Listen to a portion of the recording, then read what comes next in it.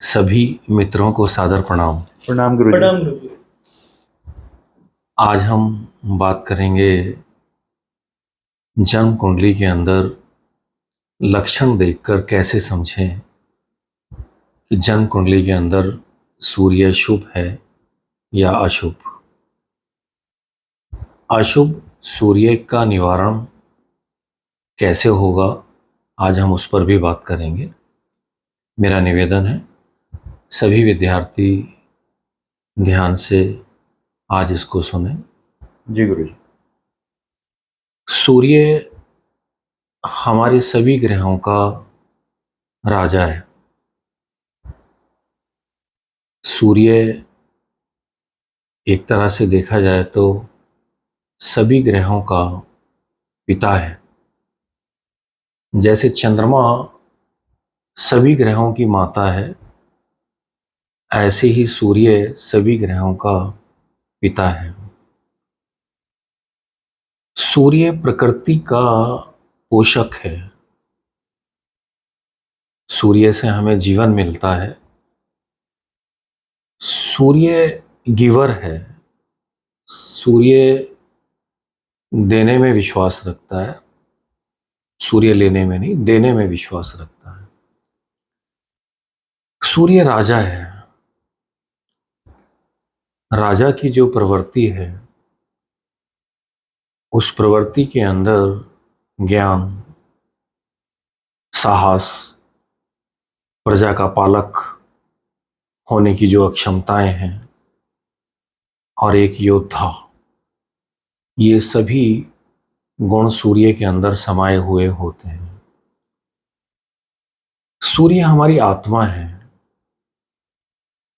सूर्य अनुशासन है। सूर्य हमारे जीवन के अंदर हमारी हृदय की विराटता है। जिसका हृदय बड़ा नहीं होगा वो देना नहीं जानता। कमजोर हृदय सिर्फ डिमांड करते हैं, सिर्फ लेने के लिए आग्रह करते हैं। उनके पास हो भी तो देना नहीं जानते। सूर्य आत्मा है। सूर्य यदि जन्म कुंडली के अंदर अशुभ होगा तो व्यक्ति आत्महीन होगा। आत्महीनता का मतलब इसका कॉन्फिडेंस बहुत कमजोर होगा। इसका एक तरह से देखा जाए तो कंसंट्रेशन बहुत वीक होगा। इसका एनर्जी लेवल बहुत वीक होगा।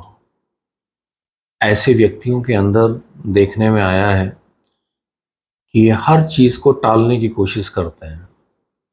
अनुशासन कम होने की वजह से इनकी जीवन शैली बहुत बिगड़ी हुई होती है। इनका ना सोने का टाइम, इनका ना उठने का टाइम, इनका ना काम करने का टाइम। सदियों से अगर हम देखें तो सूर्य ने कभी अपने अनुशासन को नहीं खोया। जितनी भी हमारे अंदर बीमारियां आती हैं, उन सभी बीमारियों का जो स्रोत है वो भी सूर्य ही है। हमारे अंदर जितनी भी बीमारियां होती हैं वो सभी इस बात का लक्षण है कि जन्म कुंडली के अंदर सूर्य खराब है। जिन लोगों की पिता से दूरी बनी रहती है, जिन लोगों का पिता के साथ अच्छे संबंध नहीं होते हैं, या जिनके पिता अपने बच्चों का सही ढंग से निर्वाह नहीं कर पाते हैं, उनकी जिम्मेदारियों को नहीं उठा पाते हैं, ये सब अशुभ सूर्य के लक्षण हैं। सूर्य ज्ञान है, प्रकाश है। सूर्य शुभ हो तो व्यक्ति के अंदर संस्कार भरे हुए होते हैं, लेकिन अगर सूर्य अशुभ हो तो व्यक्ति संस्कार विहीन होगा। संस्कार विहीन का अर्थ ऐसे व्यक्ति छीनने में विश्वास रखते हैं लूटने में विश्वास रखते हैं, ऐसे व्यक्ति आपराधिक साम्राज्य से संबंध रखते हैं। ऐसे व्यक्तियों के अंदर देखा जाए तो अम, कहीं ना कहीं कुछ भी पाने के लिए किसी को भी कितना बड़ा नुकसान दे सकते हैं, ये अशुभ सूर्य के लक्षण हैं। सूर्य एक तरह से देखा जाए तो हमारे अंदर हृदय की विराटता को देता है। जब हम हृदय की विराटता की बात करेंगे तो सभी के अंदर प्रेम, दया, करुणा, साहस, जिंदा दिली, ये सब सूर्य के शुभ होने के लक्षण हैं। लेकिन अगर सूर्य जन्म कुंडली के अंदर अशुभ होगा तो व्यक्ति नफरत करता है, व्यक्ति के अंदर अहंकार भरा हुआ होता है, व्यक्ति किसी को भी नुकसान पहुंचाने के लिए उतारू रहता है। उसकी जो आत्म शांति है वो दूसरों को दुख देने में होगी। लेकिन सूर्य अगर शुभ है तो व्यक्ति प्रेम करता है, उसको आत्म शांति मिलती है दूसरों को संभालने में, दूसरों की रक्षा करने में, दूसरों को जीवन देने में, दूसरों को रोग मुक्त करने में, दूसरों के अंदर एक तरह से देखा जाए तो ज्ञान बांटने में। सूर्य हमारे जीवन के अंदर हमें जो कुछ भी देता है, जो कुछ भी देता है, वो सब हमारे सूर्य की शुभता और अशुभता पर निर्भर करता है।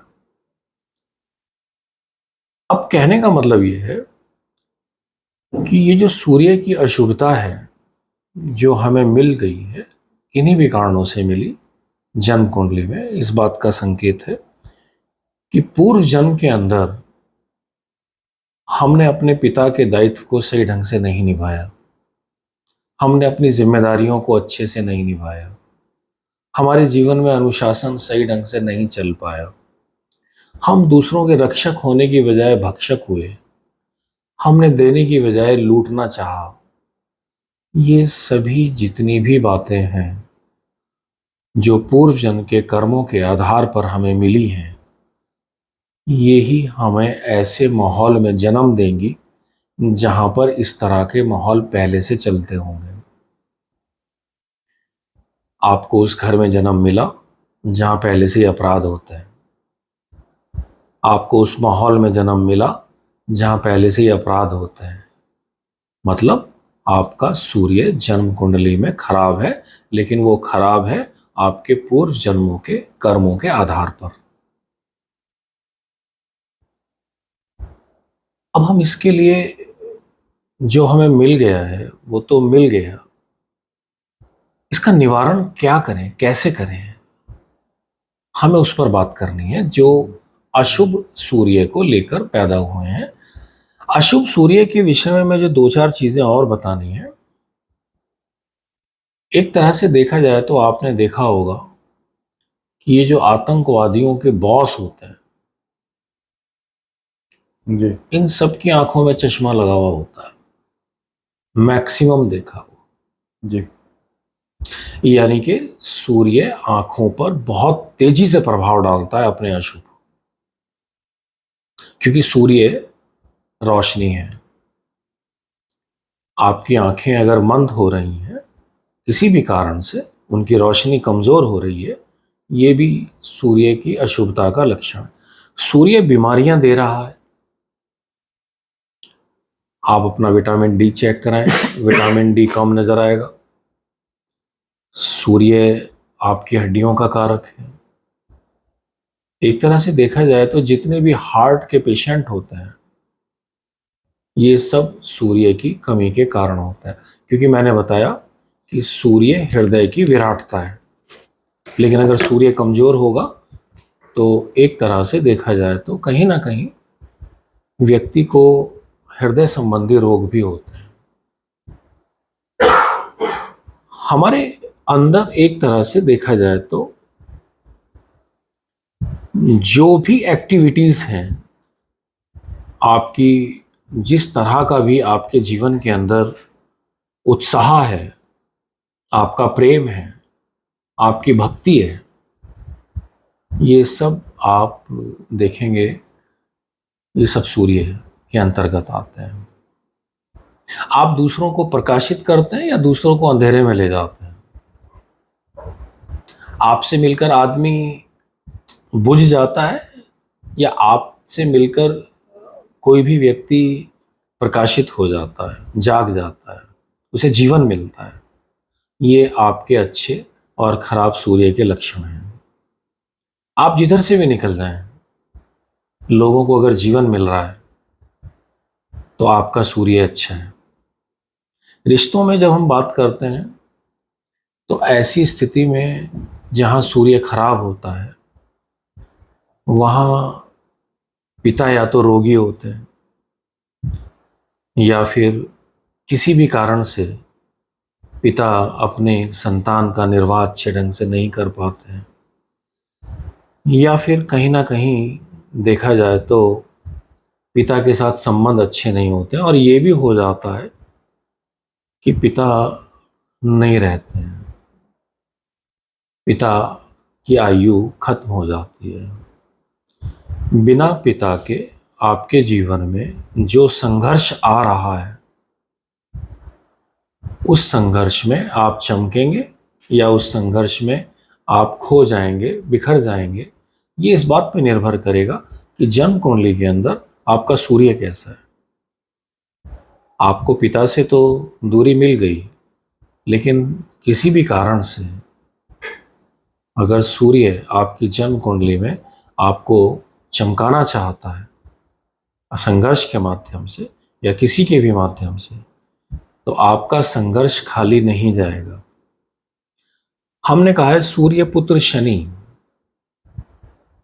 शनि अगर जन्म कुंडली में अच्छे होंगे तो आपको संघर्ष के माध्यम से सूर्य चमका देंगे। निवारण पर अगर हम बात करें, जो मैंने अपने अनुभव से आपको बताना है,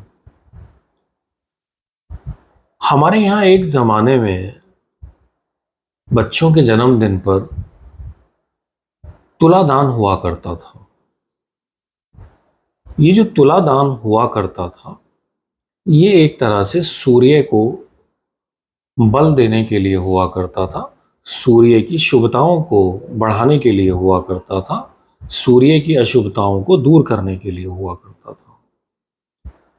घर के अंदर बीमारियों ने, घर के अंदर उपद्रवों ने, घर के अंदर और भी बहुत सारी कलह कलेशों ने अगर आपको घेर रखा है, जिस कारण से आप देखते हैं कि आपके जीवन में सूर्य अशुभ है, आपकी जन्म कुंडली के अंदर सूर्य अशुभ है, तो आप तुलादान का सहारा लें। जिस जिस तरह से आपको लगता है, जितना आपको लगता है कि आप समस्याओं से घिरे हुए हैं, उस तरह से आप तुलादान कर सकते हैं। जैसे किसी का आपको तुलादान करना है, उसका वजन 100 किलो है, आप क्या करेंगे? आप इसका 60% गेहूं ले लें, इसका 10% गुड़ ले लें, इसका 5% साबुत नमक ले लें, इसका 5% आप ज्वार ले लें, इसका 5% और जो भी बनता है वो आप, एक सब्जी होती है कद्दू, वो जरूर ले लें। और ये सब मिलाकर जब इसका वजन 100 किलो हो जाता है, तुला का मतलब ऐसा नहीं है कि आपने इसको इकट्ठा किया और आप बिल्कुल तराजू रख के एक पड़ले में उस व्यक्ति को बैठाएं और एक पड़ले में ये सामान रखें, और जब ये सामान बराबर हो जाए, आप देखें कि कांटा बिल्कुल ठीक आ रहा है, अब इस दान को आप कहीं पर दे दें। आप देखना आपके घर से, आपके उस व्यक्ति से जो पीड़ित है उसको बहुत तेजी से लाभ मिलना शुरू हो जाएगा। समस्या बहुत ज़्यादा बड़ी हो तो आप इसे साल में 2 बार भी कर सकते हैं। बहुत ज़्यादा बड़ी है तो इसको 4 बार तक भी किया जा सकता है, आपको बहुत लाभ मिलेगा। एक और उपाय सूर्य के लिए जो मैं बता रहा हूं, थोड़ा गुड़ और दलिया, अगर आपके यहाँ सुविधा है तो जल में प्रवाह कर सकते हैं। ये जो दान देना है या तुला दान करना है, इसे आप रविवार को ही करें, आपको लाभ मिलेगा। पिता हैं, पिता तुल्य जो भी व्यक्ति हैं, उन सबका आदर करें। और जो सबसे बड़ी बात है, सूर्य तप है। आप जितना अपने जीवन के अंदर अनुशासन को लेकर आएंगे, आप अपने अंदर जितना ज्ञान मार्ग को चुनेंगे, आप अपने अंदर जितना, एक तरह से देखा जाए तो दूसरों को संभालने के लिए समाज सेवा में थोड़ा सा अपना समय देंगे, आपकी समस्याएं अपने आप समाप्त हो जाएंगी और सूर्य शुभ होने लगेगा। आज बस इतना ही। आप कुछ और पूछना चाहते हैं तो आप बताएं विनीत। ये दान किसी घड़ी में किया जा सकता है? कोई समय है इसका? दिन में करें, शाम को, पूर्णिमा को करें? नहीं, रविवार के दिन करें, सुबह 11 बजे से पहले करें, ज़्यादा अच्छा होगा। एक इसमें और मुहूर्त होता है, अभिजित मुहूर्त, जो 11:30 और 12:30 के बीच में होता है, आप उसमें भी कर सकते हैं। रविवार के दिन करें, और अगर रविवार की होरा में करते हैं तो और भी अच्छा लाभ मिलता है। आप ऐसा करेंगे तो बहुत अच्छा रहेगा। इसमें साथ में अगर आप चाहें तो कोई तांबे का बर्तन भी इस्तेमाल कर सकते हैं, तांबे के बर्तन को भी आप दान दे सकते हैं। और कुछ पूछना चाहते हैं? कोई और मन में आपके प्रश्न है? नहीं गुरु जी। आपके मन में कोई भी प्रश्न है? किसी और के मन में कोई है तो बताएं। चलिए ठीक, सादर प्रणाम। प्रणाम।